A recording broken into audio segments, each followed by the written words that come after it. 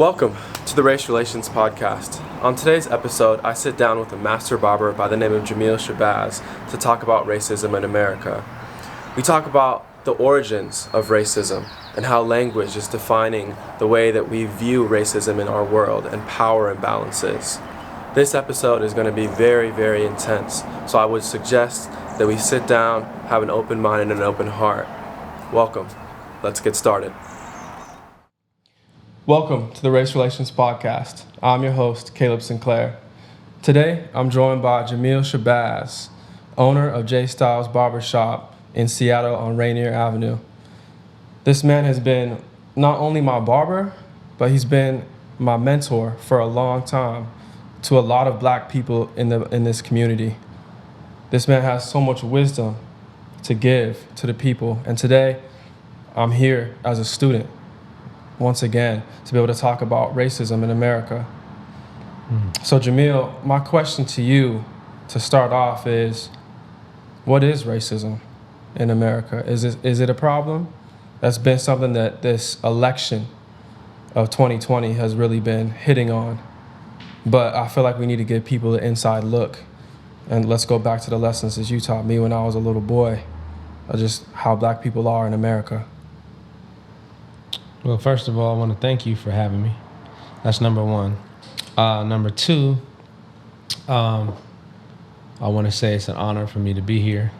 Yes, sir. And, you oftentimes you don't really recognize, because you don't think about it when you're just in your element. Right. And I come to the barbershop. I grew up in this neighborhood.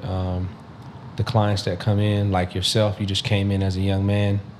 And, we traded stories and talked about different things. You start to get personal with a lot of your clients, and then you find out, what's on people's minds. But to hear words like, you're a mentor and, you've been an inspiration, people don't tell you those things every single day. So it's an honor, and it's, it might not show on my face, but it's surprising, but in a good way, Yeah. So I just wanted to say that first. Let's get that out of the way. Yes, sir. We talk about these conversations in the barbershop all the time. Racism, what is racism? Right. You brought up the election, and just to answer your question, if I can take this route. They did a poll from the, and let's just, you start talking about 100 million people plus who voted. They did a poll, and virtually even. Biden only won by 4 million votes. Right. So you start talking about, 92 to, 92 to 96. No, it would be like 94 to 96. Right. Exactly. 93 to 97. Yeah, that's what it would be. Yeah. Or 43 to 50, whatever it is. Right. It's virtually 50-50. Right. And the Biden supporters they took a poll and said, they rated it from 1 to 5, what the number one issues in America were. And the Biden supporters, the number one issue was racism, race relations. Right. And then I think number 2 was COVID, pandemic. Concern, yeah. And with the Trump supporters, number 1 was the economy. Right. Number 2 was COVID. And then I don't know where race relations were, but it was on the bottom of the list. Right. So when we talk about racism and the election, picture a child, let's say under the age of 10, sitting down watching television with their parents. A black child, white child, doesn't matter. And they look on the television and they see 2 men who are running for office. Now, when you go to high school, or when whether you're in the Boy Scouts, I don't really want to say Boy Scouts because they got that commercial out right now, but anything that you get involved in, sports, whatever, right? There's voting And it's like it's designing us as a part of our decision making as human beings. And we only know popular vote. Right.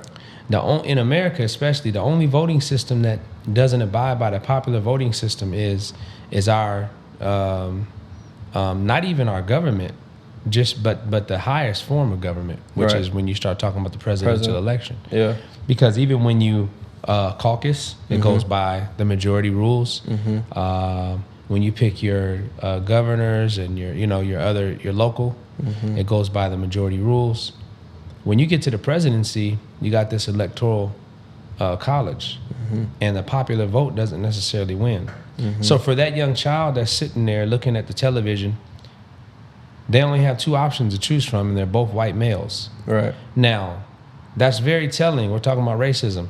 That's very important because when you get to high school and you open up your history books, and in the public school system, and really in the majority of the school systems, right, you can't graduate if you don't pass history on certain levels, right? So like me as a senior, I was taking 9th grade history as a senior because my 9th grade year I was just playing games, right? And in history, you learn that the only people at one time who had rights in America were white male farmland owners. Right. So that's why you have everyone else is considered a minority. White women are minorities. Right. Black people are minorities. Anybody else is a minority. White male farmland owners are the only ones that are considered the majority. Now we know just by sheer numbers, and we're talking about logic here. That's why I brought up the young kids watching television. Right. They're going to see the only two options that they have to choose from are two white males who are very wealthy. And so what kind of options? And then when they get older, they find out that it wasn't even the American people who selected the presidents. Right. Right? Right. Because like my kids now, I have kids between the ages of 19 and 13 years old. My kids right now are asking questions like, okay, the last election, like, well, how did Hillary Clinton win the popular vote but lose the election? Right? Why is this thing so close? Like who they can't, their logic, they don't understand how a man like Donald Trump and all of what he stands for, how he can be put into office. I think that's the question. Chance. That is definitely a question. Right. Like how is it that when we're voting in this election, like you said, only 4 million is the disparity between winning and losing. Like, how is it that, that many millions of people, voted for a man that stood for racism, sexism, all these different things? It is like humanity doesn't even exist, right? It's the same rhetoric of racism being invisible inside of America. Where is how is that possible? How is it that so many people, millions of people, don't know that racism is an issue, or do know that racism is an issue, but it's not an issue to them? So your original question was, what is racism? So I went to a workshop it was given by, trying to remember her name. She's an older white woman. She goes around, you've probably seen her on Facebook, seen her on YouTube. She's the one that asked the question, all the white people in the room stand up if you would trade places. Oh, you're talking about the red-eyed, blue-eyed. Red-eyed, blue-eyed. Or, green-eyed, blue-eyed. Right. She does it. Old teacher. I don't know why I can't think of her name. Anyways, I met her in person. I went to her undo racism workshops or whatever. But she gives a clear definition of what racism is. And to be simply put, racism is prejudice plus power equals racism. Right. So you hear people say things like, well, I'm not prejudiced. Right. Well, that's not true. Every human being is born with prejudice. Right. The word prejudice just means prejudge. It's literally those two words, P-R-E, judge, right? Prejudice. So prejudice is a good thing because we can analyze a situation, prejudge it, and it could save us. Or it's for cautious reasons. Right. When you take prejudice and you have power to to implement your prejudice to suppress or oppress a group of human beings, not just one human being, but a group of human beings. Right. That's when it becomes racism. So the prejudice is because of the color of your skin, I'm going to prejudge you. Right. And I'm going to take the power that I have to oppress you. This is what people don't understand what racism is. The average person thinks racism is, well, you know, I'm going to call you a nigger or something. You know, I'm assuming we can use this language here. I'm going to call you a nigger, or I'm going to call you a spick, or I'm going to call you a wetback, or use this language. Now, that's racist language because the language is motivated by your prejudice. Right?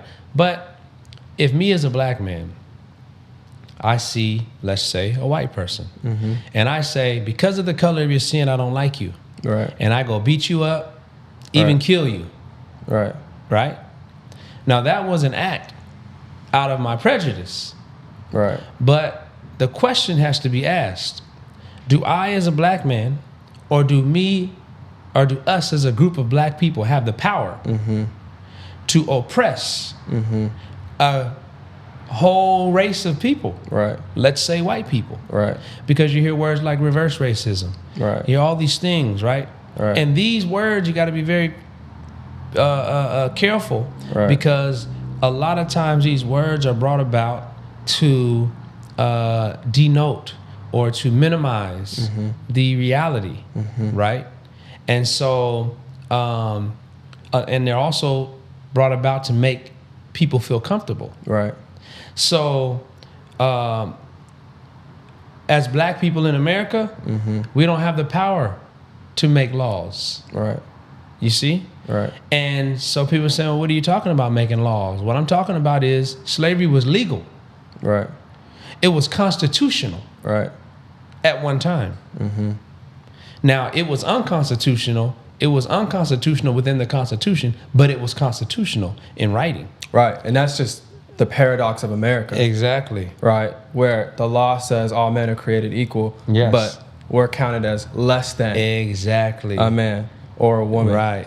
And it's this just system. I mean, this is a systemic system. It's a systemic system. Where we're seeing people of your and I's color and other colored people oppressed by the white society because they have always tried to act like we were a part of society after slavery, post-slavery, but we just don't have the same rights. We don't have the same power. We don't have the same reach. You said Congress. There was a stat that I was looking at on the Business Insiders where they were looking at the polls or the number of Congress people within Congress. There's only 87 black Congress people that have ever been in Congress. Over 500 white men have been inside of Congress. 87, that's all history. 87 to 500. And we don't act like there's any power imbalances. So what is this systemic system? So what is exactly what we're talking about. It's the prejudice, it's the power aspect. So the systemic system is a system that is designed to, now you got to think about the word design. People say design like, just draw something out on a piece of paper. No. A system. Think about a system. A system is, say, an engine in a car. Oh, you got thousands of moving components. The goal is to make that car run. So you got thousands of moving components. Now, can a car still run if one head gasket goes out? But you'll just hear a little bit of noise. But you got to fix that gasket. Can the car still run if a tire is low? You see what I'm saying? So within a system, you can have things that are taken away, removed, and all these things. That system is still going to oil. So, well, let's bring this on back home. Those two kids that are sitting in front of that TV, or how many ever kids, whatever their color is, that are looking at those two white men, the kid doesn't know it at that time, but what that kid is seeing is a result of the system, the systemic racism, to our only choices for the ruler or the leader of the free world, which essentially is the leader of the world. America has promoted itself as the highest, country in the highest country, right? And so these two children are watching that tube, And they're saying this is what the world looks like. Right. You understand? Right. And in fact, the world is the total opposite. So this is what racism does. So you have that, right? So then people say, okay, well, why don't you guys just... So then we pan over here and we look at Muhammad Ali. We look at Malcolm X, right? Right. We got pictures of Barack Obama. We got pictures of Martin Luther King. Right. These guys are symbols of freedom. Yes. Symbols of freedom. Because these one men don't have the power to change the laws. Right. You understand? Yes. But what do they have the power to do? They have the power to go into that engine and start to take out the spark plugs and say we're going to put some new spark plugs in there. Right. So yeah, there's thousands of components, but these people came and they said we're going to try to implement some different components into the system. Right. So then the system says no, we're still going to run and press forward. So then you know what they said? Okay, we'll create our own system. Right. Right? Right. So then that system, or the creators or the designers of that system said, we don't like that. Right. Why don't we like that? Because now with that is a threat to our system. We need to be the only. Yes. We need to be the only car on the road. Right. We don't need two cars on the road. Right. So now we get back to this word racism. The root word of racism is race. RACE. So when you, in this conversation, and the listeners and viewers are going to hear race and think skin color. Right. Well, forget about this conversation. Right. Say the word race. You literally think about a competition. Right. With people lined up, going from start to finish. That's good. You understand? Yeah. So racism. Yeah. What is racism? So it's Dr. Joy O'Leary, you name them. Right. I mean, all of the great philosophers, that I call them. You think of philosophers, you think of all these Einsteins and all these, Socrates and all these people who have all their work is only rooted in theory. This is not my opinion. This is just fact. Right. I can't see as a black man in America, I don't have the privilege of having a theory. Right. Yeah. Everything I say has to be factual. Absolutely. Yeah. It has to be absolute. I have to come with numbers and facts. Right. But because of racism, a white person, or white male, if you will, can teach theory and promote it as fact. Right. And have no substantial evidence, but an idea. Right.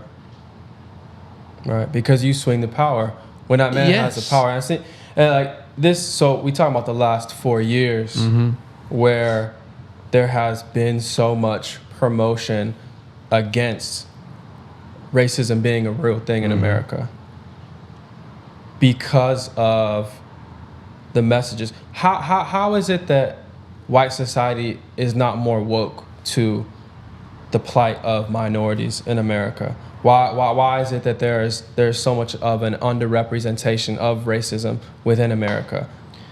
So I'm assuming the topic today of this whole thing is racism, right? So we're gonna stick with that.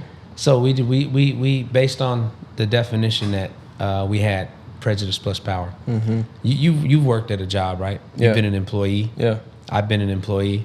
What I notice when I go to work, any job, is that the higher up you get, the more controlling the people. So like you let's say I'm working at a Foot Locker, shoe store or something, right? The manager is not that intelligent. Right. When I say intelligent, I mean they're good at managing people and doing schedules and everything by the book. But if somebody comes in and they look, I got to return these shoes, I don't have a receipt, they can't think outside of the box. Right. Going in the computer saying, let me look at this stuff, you know what I'm saying? Everything's by the book. By the code. They don't want to jeopardize their power. Right. Is the point I'm getting to. Right. Whereas you, because we're just on the bottom, if you will, right? We're here to, I'm making the same whatever dollars an hour. It doesn't matter to me if you take the shoes back or not, but you're a customer, so let me, the sign outside says, customer service number 1, 2, 3, 4, and 5. Right. So when you start talking about power and you start talking about white people in America, right, just the notion that they're white Right. Again, we just broke down race, right? Right. Race means color of your skin, but race means competition. Right. What does white mean?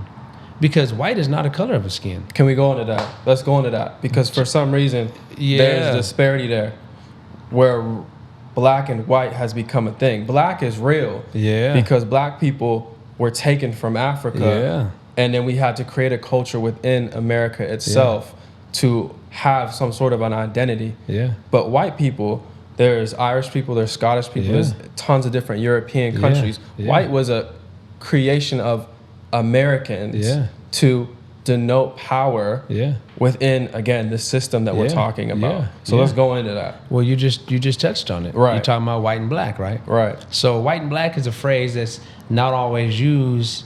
Matter of fact, it's used. White and black is used more to, this is my opinion, to talk about just dealing just in social aspects of society. You know, when you just talk about things are black and white, it's like the disparity between black and white. Right. There's a very thick line between black and white. There's not a thin line. You know? It's now we ain't talking about apples and oranges, right? With the black and white. Right. Like it's like one side or the other. All the movies you see, it's about darkness and light. Right. So then you start breaking it down. What black and white means. White is a hue. Right. That is illuminated from light. Light is a representation of what? Good. Good. Yeah. Purity. Knowledge. Right. Right? So when you start talking about light, you start talking about come into light. I see now. Light is a representation of vision. Right. Understand? Right. So dark has been promoted to us because we got to understand this thing about black. And I'm going to tell you, this is the whole thing of this. Is language is very important. Yes, it is. Black has been, we weren't called black in Africa, right? Because our skin's not black. Right. Our skin is melanated. But black was given to us in line with evil. Right. Understand? Right. Because it says when most societies are ruled by some form of scripture. Right. And in scripture, it talks about darkness and it talks about light. And when you study scripture, and we don't have to go into this, but when you study scripture, the reason it talks about darkness and light is because in scripture, it's trying to promote you to come into some type of knowledge. Right. And to come into knowledge, you have to be in darkness to come into knowledge, to come into light. Right. So white people called themselves white and told everybody else they were white, so that when we refer to them as white, we're always saying that you are the result of wisdom and knowledge, and that psychologically you are superior. Right. That's what white means. Right. That psychologically you are superior. That's why we have to be very careful. If we turn on ESPN right now, and we just watch the Seahawks game, DJ Metcalf, oh, he's a beast. Right. He's a monster. Yeah. Oh, he's an animal. Look at the way that they describe. You understand? The descriptions, to promote our superiority physically. Yes. Right? Never, oh, he's intelligent. Right. Or he's a very calculated individual. Very conscious. The reason why he's able to run like that is because how many people, and you play sports, man. How many people do we know can run a 4.3, right? Exactly. But you're not gonna play in the NFL. Right. So but that's another conversation. But the point I'm trying to bring out is that this light and this dark thing. So now, and you watch TV, you see the angels and Muhammad Ali, Malcolm X, they all touched on this too. Everything white has been presented as good. Right. Check out this though. When you go to a funeral, what color do you wear? Black. When you get promoted to the highest form in the judicial system, the Supreme Court, what color do you wear? Black. When you become a judge, what color do you wear? Black. In church, when you become on the highest form of, where they actually wear two colors. The Pope will wear two colors, but what color do priests wear? White. Well, black. Black. You understand? Yeah, Pope wears white. Yeah. What color do you get when you graduate to the highest form in like martial arts? Black. So what does black really represent? Because you go to the funeral to do what to the dead? You go to Mourn the dead. And to what? Honor and respect the dead. Right. So you wear black out of respect. When you go to, we've all been to weddings and we've all been to what do they call them? What kind of tie affairs? Black tie affairs. Right. So what does black really represent? Well, you tell me. Honor and respect. Honor and respect. Not just in America. Right. Not just with white people. Right. But in Asia. Right. You know, which is the largest, has the largest group of people, you know, and they got the martial arts and everything. Right. And everywhere, black is a representation of respect and honor. Right. That's why when you graduate, you put on a black robe. Yeah. That's why when you go to court, you wear a black robe. Right. That's why when you go to any form of respect, you put a suit on. The black suit is the #1 suit sold. Right. So we're the ones that have been told that black is the opposite of white. Right. Black's not the opposite of white. Right. Black is a form of respect. Check this out. What color is the universe? Black. Can you see the universe when the sun is out? No. Can you see the stars in the skies and everything? No. Did you take science in high school? Mm-hmm.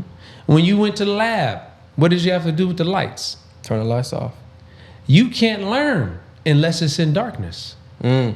So we've been taught that darkness is a bad thing. Right. But that's only to promote a sense of inferiority within us. Right.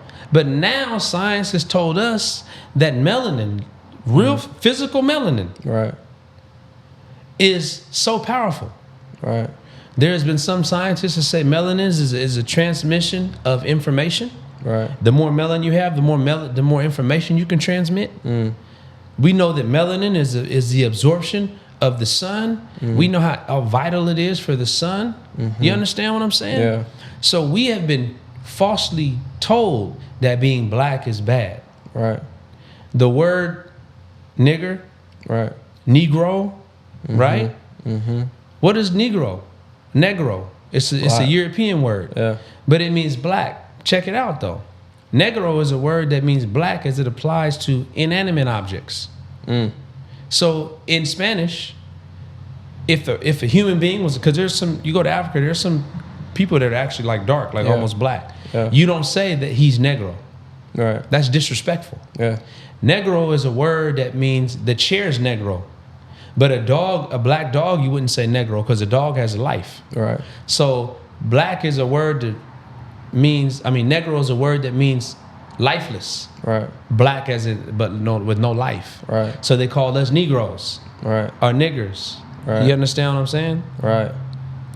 So we're talking about language. We're talking about racism. We're talking about all these different things. The average civilian is not paying attention to language.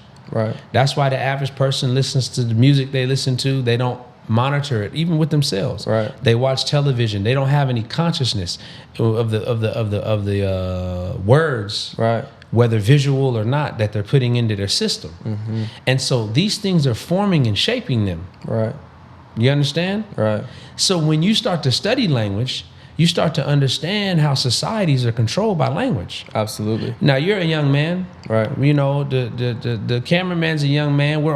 I'm a young man, but we've been here enough to see 3 or 4 different transitions in language. Right. You know what I mean? Right. So now they have words that they're using. But why is it that all the words that are considered slang, right, are words that are demoting, dehumanizing? Right. You know, dog. Can we cuss on here? Yeah. Go ahead. You know, dog. You know, the women is calling themselves bitches. Right. You know what I'm saying? Right. Hoes. These are terms that if you got into a fight with somebody or you got angry with somebody, you would call them all them terms to hurt their feelings. Right. People are using these words as just regular, you know, for terms of endearment or to uplift. Like, oh yeah, she's a bad bitch, and you know, Right. oh that's my nigga, or that's my dog, and all these other kind of things. So this word black, we've been hearing it for so long. But the ultimate plan was to dehumanize us. Right. But the world can't understand how Muhammad Ali's and Malcolm's keep coming about. Right. How they keep breaking through the concrete. Right. In a system that is designed for them to not break through the concrete. Right. And if it's more plain and more than now than ever. Right. But that's because you can't, no matter what you say to somebody, you can't deny the existence of the human being. Right. And that's why during slavery you had the white abolitionists. You understand? Because the human being within them saw that it was wrong. That's why you have all these, that's why you had the Gandhis. That's why you had, all over the world, you have people who were fighting against oppression to establish righteousness, whatever their color of their skin was. You know what I mean? Right. So, people have to understand that when you start talking about racism, you're talking about a competition. Right. And the people who understand language know it's a competition. Right. So in order to continue to win that race, you have to continue to do things to stay ahead of the game. Right. But then you also have the power for the other people in the race. You have a power to put shackles on their ankles. Right. You have a power to put a ball and chain on their ankles. Right. Then you look up and you say, well, how did Barack Obama become the president? Because 400 something years ago, I put the shackles on it. They should be way back there. How does he at the finish line with us? Right. So there's a lot of confusion. So then you start to think about things. Then you start studying, and you go to ancient Kemet, which is known as Egypt. You go to Timbuktu. You see all the things that these people were blessed with. Right. These darker melanated individuals. Right. You go to the Americas, where the Incans and the Aztecans and the Mayans, who were darker complected individuals. Right. You know what I mean? Right. You go to Asia. You go to the Middle East, where everybody was darker complected. Right. I was just looking at something the other day, and they talked about the first Europeans. Darker complected. Right. So you start looking at the darker complected individual and say, why do they have so much favor? Right. Right. Then science supports that the original person on the face of the earth was darker complected. Right. Right. They got somebody that they named Lucy. Right. Africa. Right. You understand? But what does this mean? Does this mean that? But and when I use this terminology, it immediately causes separation. Right. When I say white people, immediately, because that is the language that has been promoted. It's divisive. It's divisive. So immediately it puts them in a separate area. But they have to understand where their lineage is. Right. But see, and I think this is the thing that really bothers me about racism in America, is that we act like we're such a different people. Right? We act like you said, touched on the, origin of humankind was not of this America that we have created, where black and white people are on totally separate planes, but for divisive reasons and for the ability to look the other way when abuse, when oppression, when these things are done, we have created this system where we do alienate people into these categories. And like you said, language is such a interesting and powerful thing in this country. But for me, I struggle with the ability for white people to be desensitized over so much time to not realize what humanity is when somebody is choked out for 8 minutes and 46 seconds. Rest in peace, George Floyd. How a whole nation does not outpour for that soul, because that soul is of them. We don't realize it because the propaganda that comes up in America for all these years tells us that we're so separate, we're so different, we're so inferior. But that is a lie. White people don't realize that since the beginning of America, has been created, that black bodies of all different shades have been killed. And, I'm a psychologist, so we talk about, I study generational trauma all the time. And white people are traumatized. White people are traumatized and desensitized to the issues that are plaguing this planet right now because of the slaughter that has happened for so many generations. Speak to that. Tell me your insight on that. Well, we live in America. Right. We talked about the system. Right. We talked about racism. Right. Racism is the seed that was planted. Right. The system is that flower has blossomed. Right. Right. And so if in the design of this nation, right, racism was built into the thread, into the DNA of this system. Right. I mean, of this nation. That what that means is that, and we have to go to this extreme. If America was designed by rapists, right, right, and the rapists saw a group of people, they raped them and murdered them, right? Those rapists had kids. The rapist died. The kids are still living. The kids inherited everything that the rapists and the murderers had. Right. Now those kids are living. Well, the victims also had kids. Right. And based on the system that the rapists and murderers designed, right, it put the children of the rapists and murderers in charge of the victims of the rapists and murderers. Right. Right. So they're all the same age. Right. The victims, the ancestors of the victims are saying, hey, you guys aren't rapists and murderers. Right. Are you? Right. They're saying, no, we're not. They're saying, okay, well then, the house you live in was taken from my parents by your parents. Right. But you're not your parents, right? Right. Well, can you give that back to us? Right. Because technically that's ours. Right. Well, no, we don't want to do that. Well, why not? So the way the law works is if me and you go, if I pick you up and drive you to the bank, right, and you go rob the bank. Right. Now, at that point in time, I have to make a choice. I have to leave and leave you there, or you're going to hop in the car with me and we're going to drive off. Right. I have to make a choice. I didn't go rob the bank. Right. But if we get caught, I'm an accomplice. Right. That's the way the law works. If you rob a bank and I'm at home, right, and you come home and give me all the money from robbing the bank, right, and I take that money and spend it, right, and I knew it was from robbing the bank, right, I might go to jail. Right. The onus is not on the victim. You understand? Right.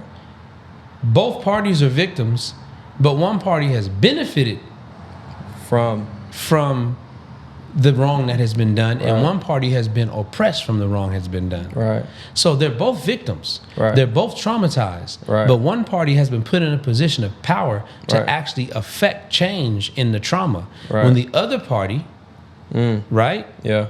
So whose responsibility is it?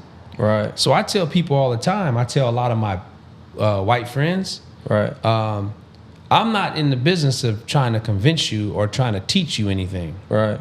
It's your responsibility to learn. It's not my responsibility to teach you. Right. Because I was talking to somebody the other day. YouTube and social media, there's no excuse. Right. There's so much knowledge. There's so much knowledge that if you really want it, you'll right, go get it. Right. And then by the time me and you have a conversation, you'll say, we'll be talking on the same page. Right. But then you have to understand that you have the power to actually do something. So if I have a good friend that's of, and so the language, right? So westernized European ideology as opposed to white. Right. Westernized European ideology. So it's the idea, the westernized European idea, because this is we live in the West, right? Right. And so the westernized European is different. It's different. And so the whole world's trying to follow after the Western world, the Western European world. Right. Right? The Western European world is this world of where there's racism and all this other stuff, and all these concepts have blossomed. Right. Because when you just generalize and say white, then that means that like all white people, because their skin is white, are bad or something like that. Right. Which is not the truth. No, that's not the truth. It's the idea. Right. So when we say things like the man, see, those are words that mean westernized European ideas. Yeah. You see what I'm saying? Those are words that mean that. We say white people, we're not talking about individuals. Right. A lot of us have white people in our family, all these other kind of things like that. Now, I'm not here to try to make nobody feel comfortable. That's not what I'm trying to do. Right. But the point I'm trying to bring up is we talking about language. Right. So if we're going to continue on that same line of talking about language, then we talked about the abolitionists. Right. There are people that said, because I have this privilege, I'm going to utilize this privilege. I'm going to sacrifice my life. Right. And I'm going to help these slaves get the freedom. I don't know what it's going to bring about, but I know I'm going to do my part. Right. I don't have a boulder to throw at this thing, but I got a couple pebbles. Right. And so if that means I got to hold some slaves down in my basement, then that's what I have to do. You understand? So they didn't want to go along with that westernized, European idea, which was racism, slavery. Right. You see what I'm saying? Right. So for all of those, your question, how come they're not woke or conscious and all these other kind of things like that? They have a choice. Right. Now they're victims because, if we use the same example, right, that rapist and murderer, they're victims because they inherited the benefits that the rapist and murderer stole from those that they victimized. Right. They have an actual choice to say, we're going to give this back. We're going to sit down and listen because you are a victim. There's never been any healing done. Right. So or we're going to take what they have. We're going to take the resources that we have and we're going to use them to bring you back up. Right. Right. To where you should be. To where you should be. Right. Let's bring them back up. You get on social media with these, especially when Barack Obama got nominated, it was like, oh, racism is over. It's done. See, and I believe in God. Right. I believe in divine intervention. I believe that God's plan is the ultimate plan. So you look at how many people were lulled to sleep. As black people, because we've never had anything, we've never been given anything. We jumped on that. We'll take a pacifier. Right. It ain't the real thing, but it emulates that bottle, so we'll take it. Right. So we had that pacifier, and we were like, we're cool. Right. So God said, no. So now you have all of these murders. Right. Excuse me. We're talking about language. You have these assassinations. Yes. Of black men, black women. Men. Bodies, yeah. Yes, because, and I call them an assassination strategically. Nothing I'm saying is a tangent. Right. I want everybody to make the connection. Right. Assassination is a proper word because when you think of assassination, they only use that term when it's a plot or a plan to murder a person of high stature. Right. So why is it that, let's talk about law enforcement, all forms. And I know this isn't an opinion, these are facts. Right. I know this from being, going to, my father had us go to like a police, you just like civilian, you can like shadow police, do things, And then when you study military training and things like that, especially the high up forms of law enforcement, right, the goal is to take out the threat. Right. For example, if there's a bomb threat, you don't go, if there's a bomb threat, you don't look for the person who called in the bomb threat. You go look for the bomb. Yeah. And then you have to you have to defuse the bomb. Yeah. Then you look after the person. Right. Right? So why is black men, unarmed black men, being murdered just like immediately? Right. Because there's a threat there. Right. They're trained to take out the threat also. What is the threat? That's the question you have to ask. The systemized black America that white people perceive that black people are a threat. Yes. The perceived threat that is not real. And so what is it? So what idea would make you, you're talking about a poor, now this is what they tell. You're talking about a poor, worthless, lazy, no good, jail-bound, uneducated black man. Right. What threat is he to anybody? Right. Right. That's what they tell us. Right. That's how they view us. Yeah. Language, right? Right. What is the threat? Because he walking around, he be sagging, he might be on drugs, whatever. Right. What is the threat? What was the threat with Malcolm and? Because they were just physical human beings. They were, What was the threat? It was up here. Right. This is the bomb that needs to be deactivated. Diffused, yeah. Needs to be defused. Right. So the way you get rid of this, you just off them. You understand? Because one learned black man Right. has enough power to create a nation of people, to create his own Marcus Garvey, Right. to create his own nation, have his own flag, have his own sovereignty. One thinketh black man. Right. You don't think they have studied ancient Kemet. Right. They have went into the pyramids Right. and seen what these people of African descent have done on a world scale. Right. They've seen it. Again, not my opinion, fact. People magazine.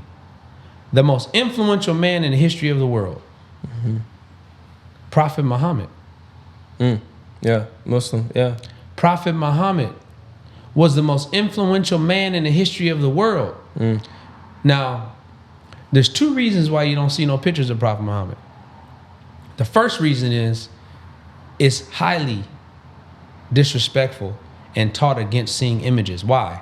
We're talking about racism. Right. Because if you see the color of his skin, because of the way the world is, what will happen? I mean, you start to draw strings. You start to draw strings. Right. See, you got a picture of Jesus. It's the same I was about to say it's the same You concept got a picture in of Christianity. Jesus. Yeah. And he's white. Right. And he's God. Right. And he looks like the slave master. Right. Which He is looks not like true. Donald but- Trump. Right. You understand? Right. Right? So there's a reason why in the Bible, one of the 10 commandments, not one of the 60 or 400 commandments, Right. because there's a lot of commandments. Right. There's 10 commandments that everybody knows. Right. Right. One of the 10 commandments is to not have any graving images of the Lord, of the divine. Right. Right. No graving images of the Lord, of the divine. Right. You're not supposed to have any pictures and try to say it's God. But we talking about racism. Right. You put a picture, you got to put a color on it. Right. Since we talking about Muslims, Prophet Muhammad, most influential man in the world. This was voted by Muslims. This was voted by the point. But where did he come from? He was of African and Arabian descent. Yeah. You understand? Right. And you don't think that people know this? Right. The people who designed this system that is strategically, the geniuses who designed this system, they know that. Right?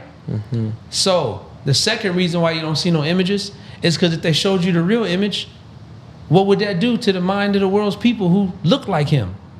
Right. It's going to empower them. Which is everybody in the world. Right. You understand? Right. Everybody in the world, it would lift them up. Right.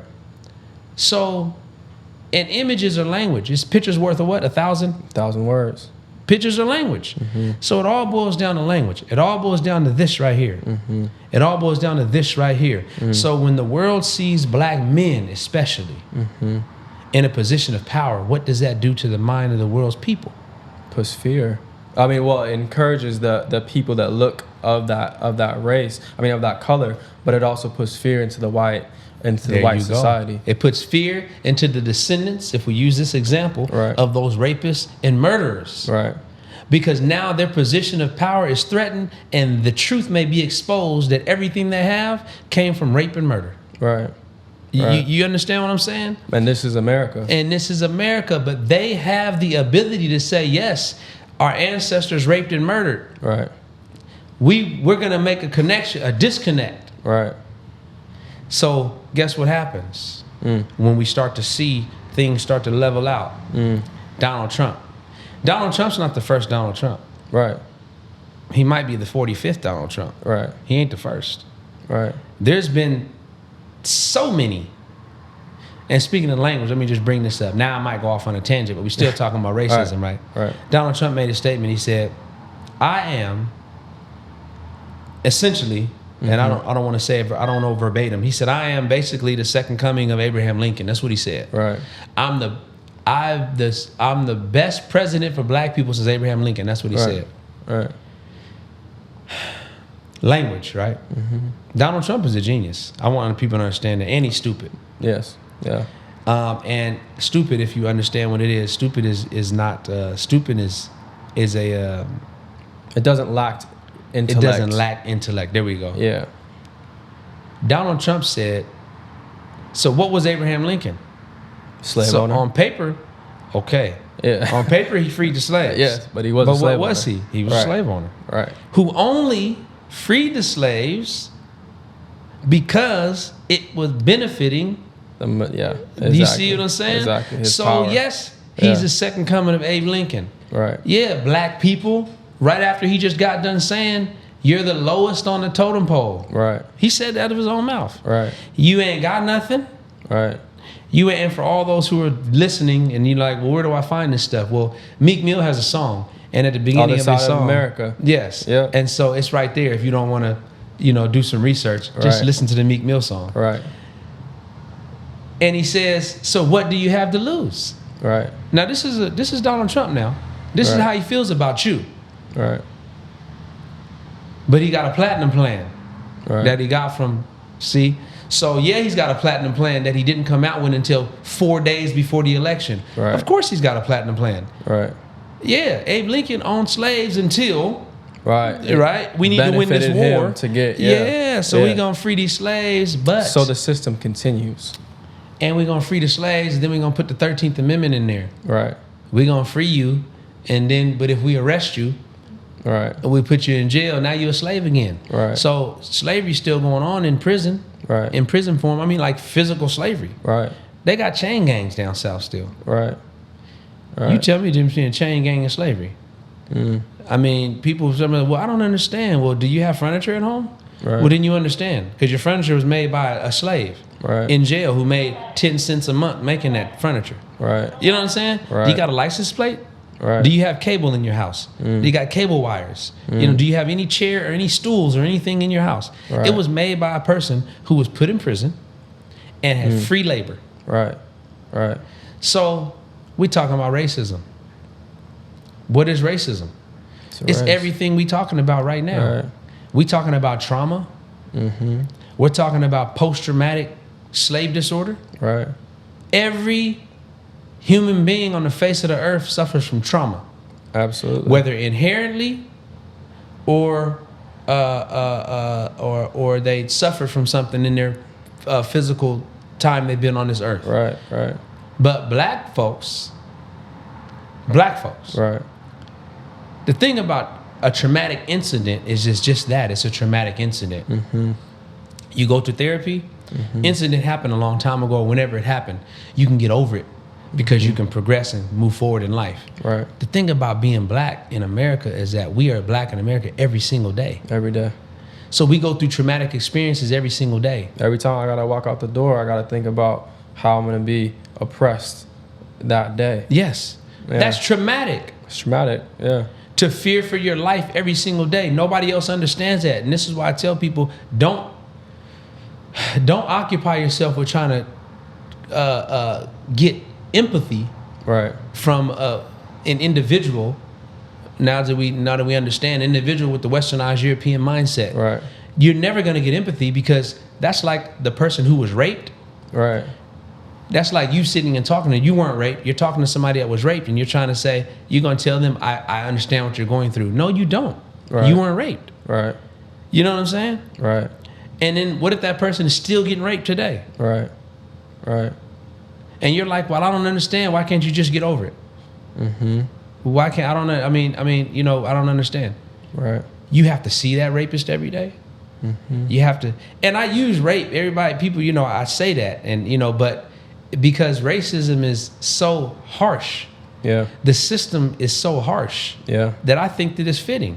Right. And I don't want to, I'm going to apologize in advance to all the women who are listening, or anybody who's been a victim of Right. any of those things. But I really want to drive this thing home since we're talking about language. The way you feel when I say rape, if somebody's gone through that, that's the what way people racism. feel when you talk about racism. You talk about Absolutely. oppression of black people. Right. This is serious. It's that serious. And, I'm going to say this. because like earlier you mentioned, and a lot of people, they're like, oh man, he's been my mentor, and he's did this and that. I have a leader and teacher and a mentor. Mm-hmm. And his name is Imam Warfdeen Muhammad. Mm-hmm. Okay? Mm-hmm. I study this man, his teachings, the knowledge that I have, the understanding that I have. He has helped me progress in my understanding. Mm. My father's played a large role in my life. Mm-hmm.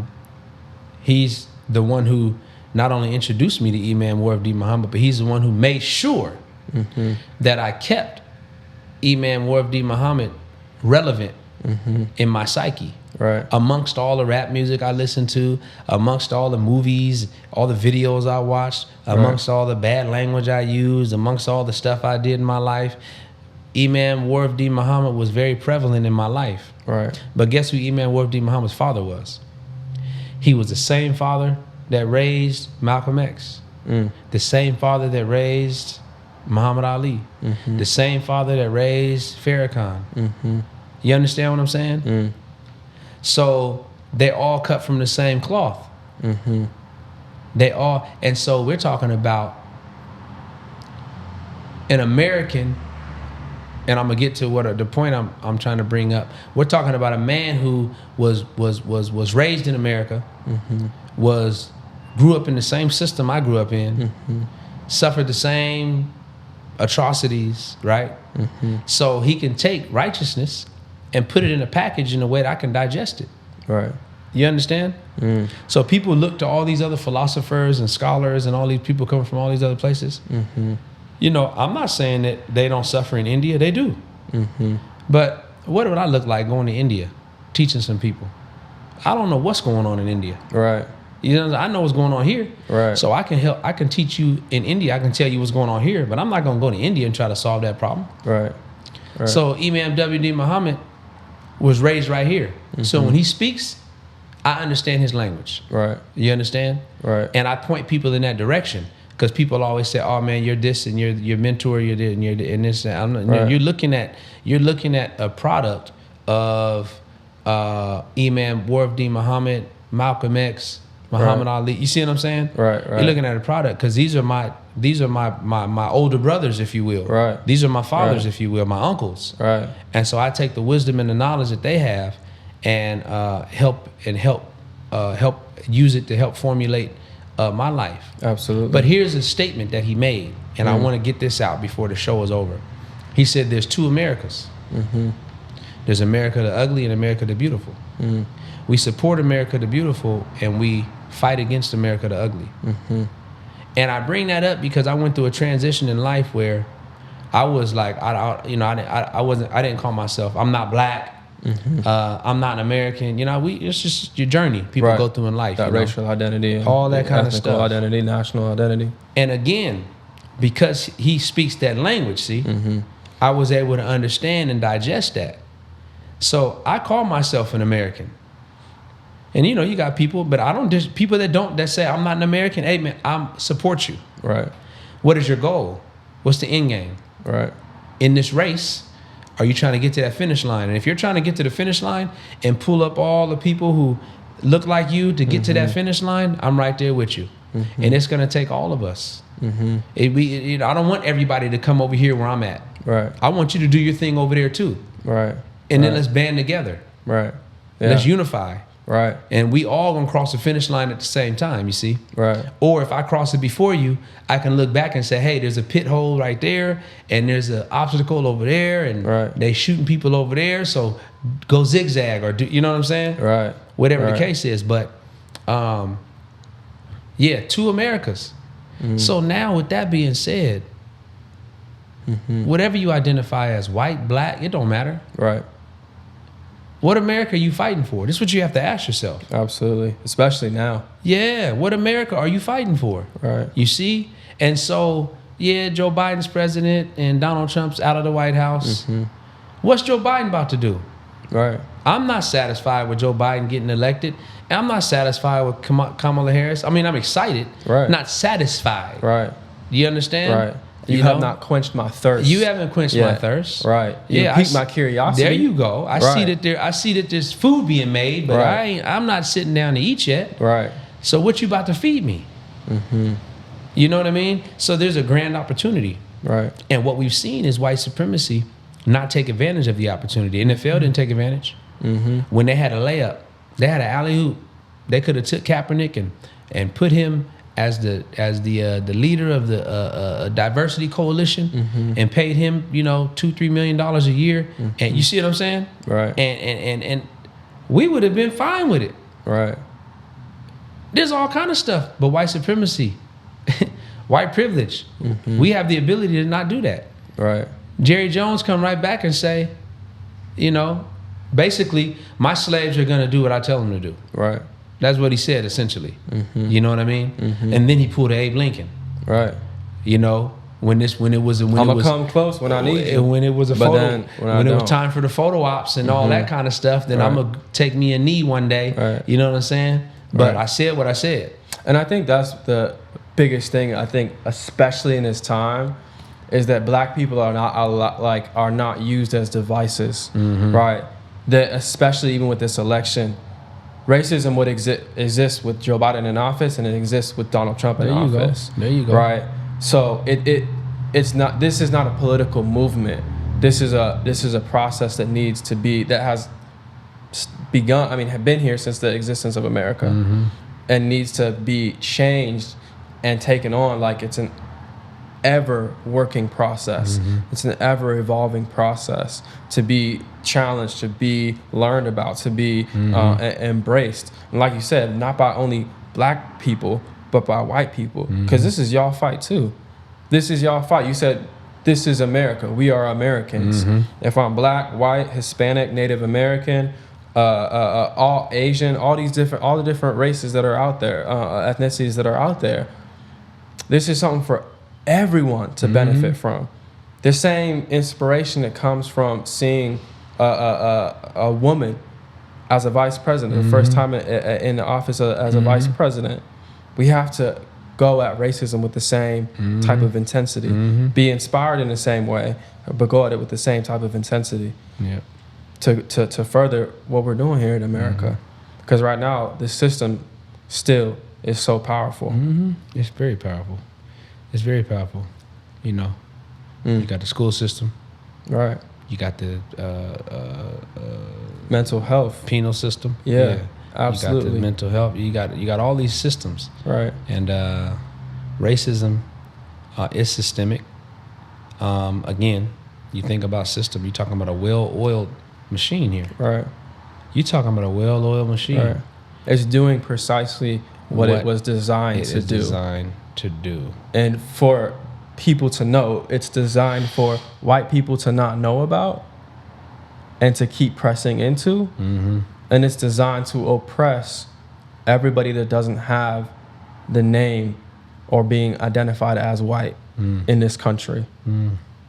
So if you don't know about the system, learn.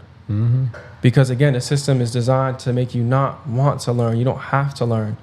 If you're a black person, use your power, your opportunity that you have. I know we don't have that as much as white people, but we still have an opportunity. You are still brilliant, beautiful, you know, smart, intelligent. Use that opportunity to change this world. But white people, most importantly, as the dominant culture in this society, you guys have to do better. We have to do better. Because right now, America is more divided than it's ever been. I think I felt more fear in this election than I felt joy, just from seeing how stratified the red versus blue. And now I understand that there's different, you know, populations within the red states than there is the blue states. But we see from the red and the blue how different we think as a people, as Americans. And in that, how do we come together to create an America that is whole? Because we never have been whole. We never have been whole. This is an ongoing conversation. Boss, I appreciate your time. And again, this is Jameel Shabazz, Master Barber, owner of J Styles Barbershop on Rainier Avenue in Seattle. Come see him. You've always kept me looking good with the haircuts, at least. How much time we got left? Any time? Yeah, we got a little bit of time. Go ahead. Well, I just wanted to say, I was listening to what you were saying real quick. And because, you know, I can sit here and talk about the system and all these other kind of things and all this stuff. But, you know, we were talking about racism and what it means. Right. Or we're talking about had to go into the language and all that kind of stuff. And it can sound like, well, you know, you're just blaming this and you're blaming that and you're doing all these things and doing like, no. Again, I don't have the privilege of saying anything but fact. Right. And so when I speak about fact, we speak about Muhammad Ali going to jail for absolutely nothing. We talk about Malcolm X being assassinated for absolutely nothing. We talk about George Floyd. We talked about Martin Luther King. We talk about Philando Castile. We talk about, we can run down all the list of names of the black males who've been assassinated and black women who have been assassinated. These are kings and queens. Right. And the reason why we bring these things up is because the world seems to be oblivious. Mm-hmm. Right? Right. And so anytime we want to speak, then we need to use our voice. Right. Because that is the power that we do have. Right. So everybody has some form of power. Right. We have our voice, right? We have resources, but we have our voice more so than anything. But with that being said, I want to take from you and I want to put a challenge to the listeners and the viewers. That if you say you have black friends, right? See, when this thing was all going on, right? And I don't care who you are, you live in America, especially if you live in Seattle, you have white friends, right? Right. And you have black friends, right? If you, unless you deliberately choose not to. Everybody was like, you know, what we should do is we should listen, right? Right. And I agree, you should listen, right? Okay, that's phase one. Right.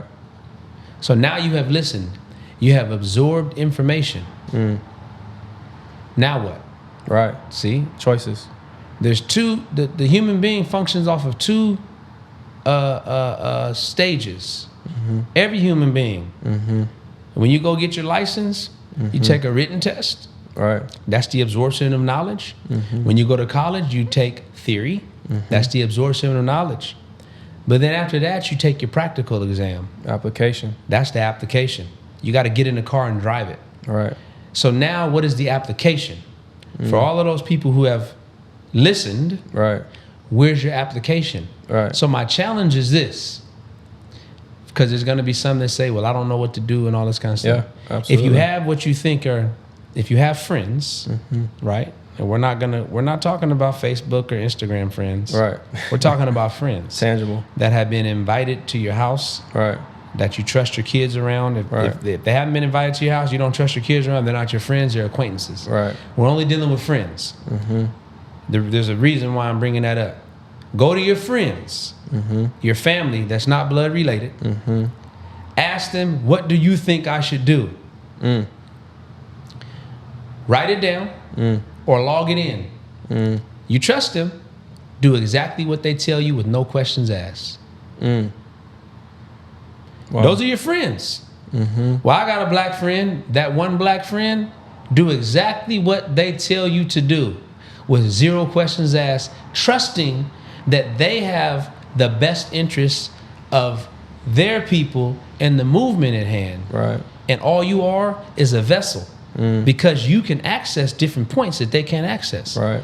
You can get to places. You have maybe more resources. Your reach is farther. Your reach is farther. So be that arm. Be that extension. Right. Do exactly what they tell you to do. No questions asked. Come back and say, I did it. You might not understand it. You don't need to. You listened and you applied. Do your part. Right. Because here's one thing that I know. I don't care what you can be an atheist. I don't care what you claim to be. Right. I believe that every human being knows that at some point in time in their life, even if it's after death, they're going to have to answer for everything that they did. Right. Right. I believe that deep down inside, every human being knows that. Right. I'm going to have to answer. Everybody has that level of consciousness. Right. So don't leave this earth. Right. With a regret that you had the opportunity to do something. Not listen. That's the first stage. Right. And we're in phase 2 now. Right. That's what I'm getting ready to. I'm getting ready to make up some shirts or something. Say phase 2. Let's go. We're in phase 2. Right. Application. So I challenge everybody out there, whatever race or color you are, whatever. Absolutely. If you were oblivious, if you were on the other side and you say that I want to come on this side or whatever, okay, we're dealing with the two Americas. And again, if you want to get more in depth with that kind of stuff, Imam W.D. Muhammad, you don't have to be a Muslim or anything to listen to him. He's addressing America. Right. Two Americas. Which America are you fighting for? And challenge. Go to that friend or family member, whoever it is. Right. Ask them, what can I do? Right. Let them tell you. Don't have any reservations. Go do it. I like that. I really like that. Yeah. I think that's going to bring about a wave, man, of just renewal, of challenge. You said a seed grows in darkness. You know, I think in this country, we need to get used to being uncomfortable because it is a place of true power and transcendence. And that's the only way that racism is ever going to be addressed, progressed in this country. And I would say, too, even to the fact of, you said, you know, everybody has to answer for what they do in this world. We got to answer for the kids that you have in this world. You got to answer for the friends that you have in this world. You got to answer for the people that you don't know. Because I think that that's the one problem with racism, is that we do things so much by proximity. Yeah. Right. And I always say empathy is forged through proximity, but empathy or proximity in this matter needs to extend beyond just the visual, right?